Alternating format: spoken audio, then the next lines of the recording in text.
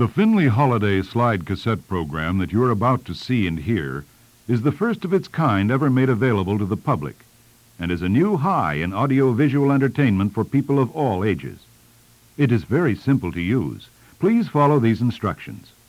First, place your slides in the projector and advance to slide number 1. Then, each time that you hear the tone, advance the slide. It's as simple as that. So now, sit back and let's enjoy the show.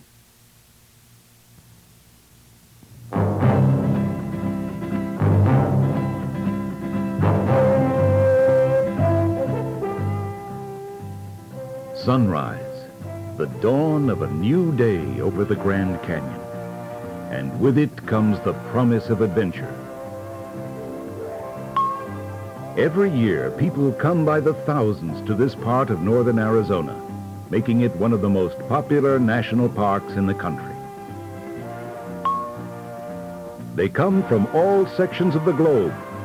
Whether it's their first visit or their third or 10th, the excitement is still there, the eagerness to see one of nature's most majestic spectacles. This magnificent view is as breathtaking an introduction to the canyon as you could possibly find. But no matter where you catch your first glimpse, no matter where you stand on the rim, the Grand Canyon of the Colorado River is overwhelming. There are shapes and colors, depths and distances that you might never expect to see anywhere on the face of the earth. The entire rainbow is here, locked in stone, and spread out in an awesome panorama that no other landscape in the world can rival. This vast chasm stretches over 200 miles from east to west. It's 9 miles across from the south rim in the foreground to the far distant north rim. Its depth?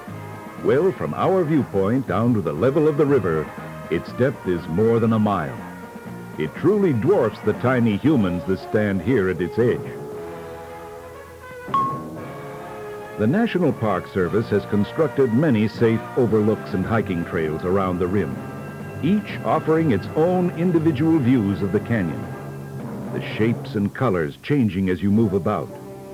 There is an infinite variety of form among the rocks.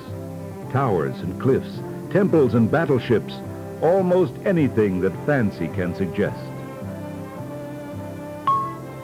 Children in particular are always delighted with the faces and figures to be found in the rocks. Animals from the zoo, characters from storybooks. Many familiar friends may come to mind.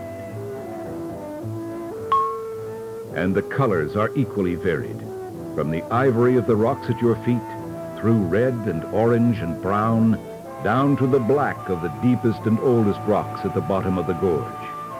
There are rich, vivid shades, bold maroons and rusts, as well as the delicate pastels of pink and amber.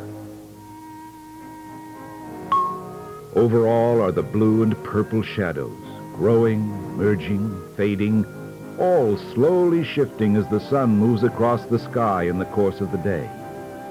Shadows of passing clouds seem to race among the rocks, leaping down into the side canyons and skipping up the faces of the cliffs. A brief summer shower can plunge the entire canyon into shade, altering its mood and heightening its mystery.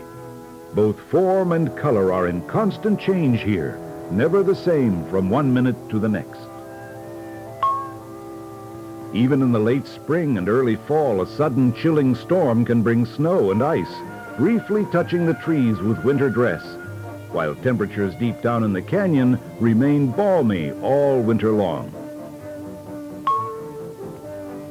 In the black walls of the inner gorge, the ancient granite even now is slowly giving way, grain by tiny grain, to the forces of erosion. The carving of the canyon is still going on. The river is still digging deeper and deeper, scraping away at the rocky walls, hollowing out, undermining, always at work. Wherever you see the white water of the rapids, here the river is busiest, Here its gouging is proceeding fastest. It isn't fast by our human standards, however. Thousands of years would have to pass before the canyon was noticeably widened or deepened. But the erosion continues, with wind and weather doing their share as long as the river flows. As we stroll about the rim, gazing down to the river far below, we sometimes forget that its calm and quiet look is owing to the distance. But all these terraces, every butte and cliff, all were carved by wind and water, and the river is never at rest.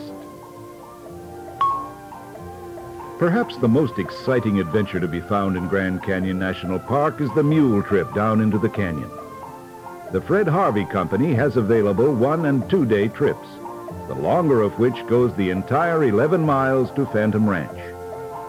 You don't need to be a seasoned rider because all mules are carefully trained, and experienced wranglers will choose a suitable mount for each member of the party. As the riders thread their way down the Bright Angel Trail behind their guide, groups of sightseers gather to see them off. The mule trip has a huge appeal for nearly all visitors to the park, even those not fortunate enough to make it. The trail drops down by a series of zigzags or switchbacks, which reduce the steep descent to an easier grade.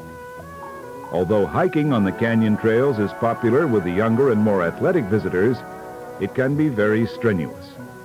After a few miles, most riders, no matter how saddle-weary, are glad to be on muleback.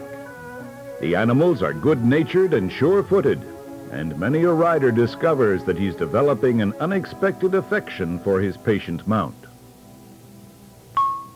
It's a long trip down, often hot and dusty.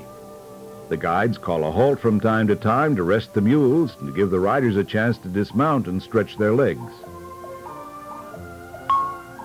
Here at the bottom, you can almost feel the mighty forces of erosion at work.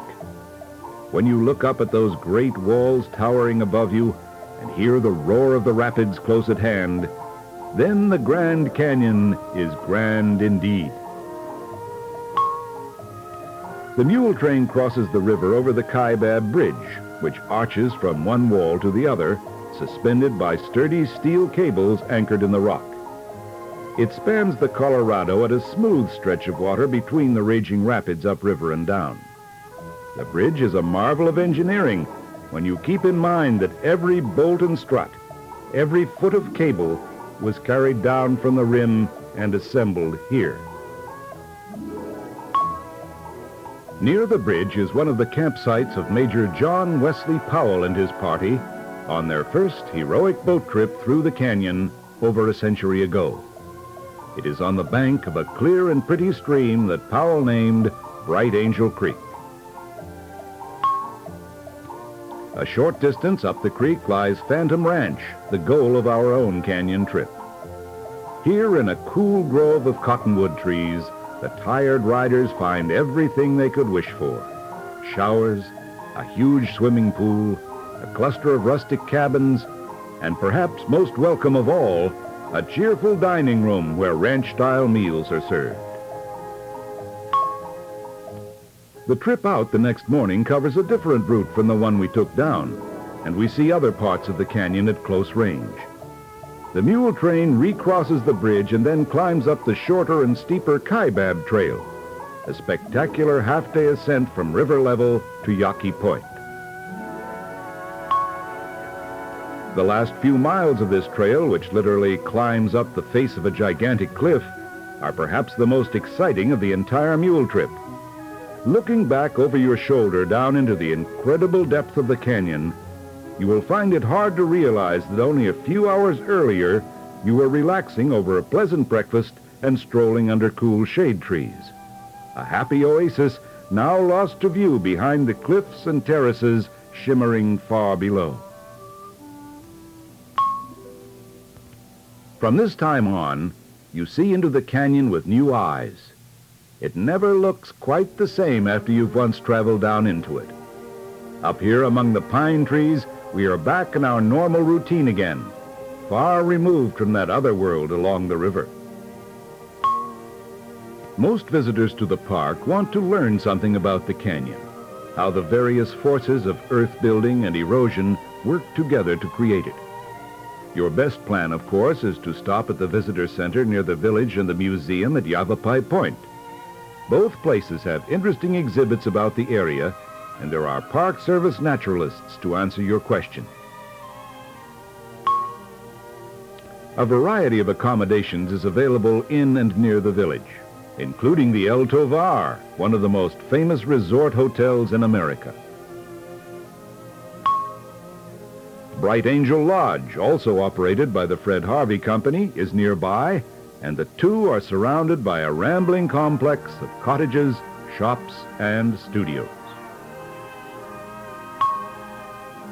Hopi House, located across from the El Tovar, is a replica of the type of terraced stone dwelling built by the Hopi Indians, whose reservation lies east of the park.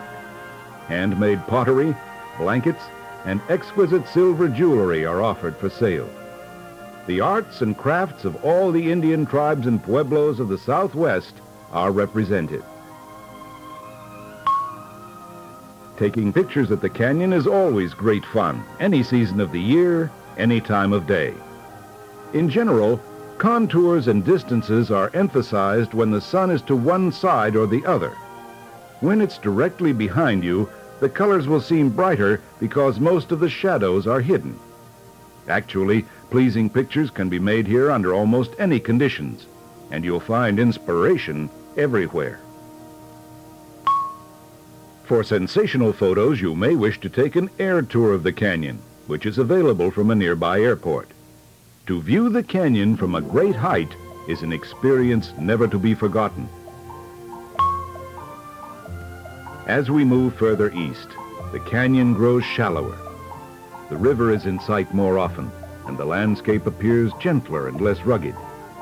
Near the east entrance is Watchtower, located at the point of transition between the Grand Canyon country and the Painted Desert.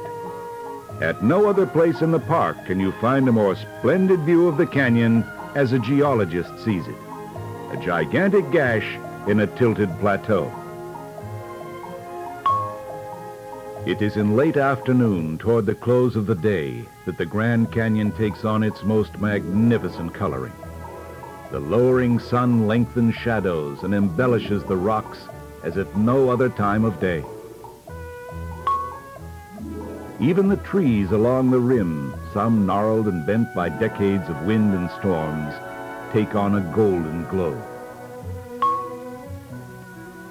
When sundown is still an hour away, parts of the canyon fill with shadow, and night has already come to the western slopes of the gorge. And so the day comes to a close.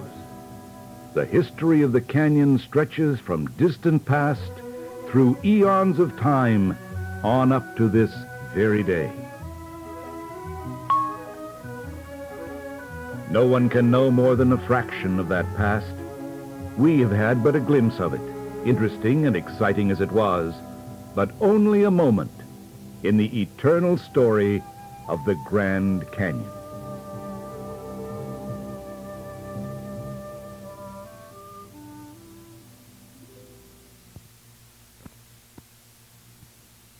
Your Bi-Media program is now complete. Please rewind this tape and you will be ready to enjoy it again at your next showing.